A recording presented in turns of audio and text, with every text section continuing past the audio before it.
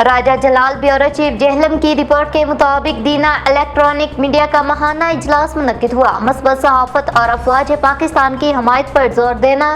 नामा निगार दीना electronic media का माहाना इजलास तहसील प्रेस क्लब GT रोड दीना में सदर दीना इलेक्ट्रॉनिक मीडिया रबनवाज गोंदल की सदारत में मुनक्किद हुआ। इजलास का आगाज़ तलावत कलाम पाक और नात रसूल मकबूल सल्लल्लाहु अलैहि वसल्लम से किया गया, जिसके बाद मीडिया नुमाइंदगान ने कौमी इत्तेहाद व यगानगत के अज़म का इजहार किया। इजलास में शहर के तमाम TV चैनल से ताल्लुक़ रखने वाले रिपोर्टर्स ने भरपूर शिरकत की। इजलास के दौरान सदर रबनवाज गोंदल ने सरपरस्त आला जरार हुसैन मीर की सास और चेयरमैन माजिद अफरीदी के भतीजे की वफात पर गहरे रंज और गम का इजहार करते हुए मरहूमीन के दर्जात की बुलंदी के लिए दुआ की। उन्होंने कहा कि दुख की इस घड़ी में दीना इलेक्ट्रॉनिक मीडिया अपने साथियों के साथ मुकम्मल यकजहती का इजहार करता है। खिताब के दौरान सदर रबनवाज गोंदल ने कहा कि मौजूदा मुल्की हालात में मीडिया का किरदार पहले से कहीं ज़्यादा अहमियत अख्तियार कर चुका है।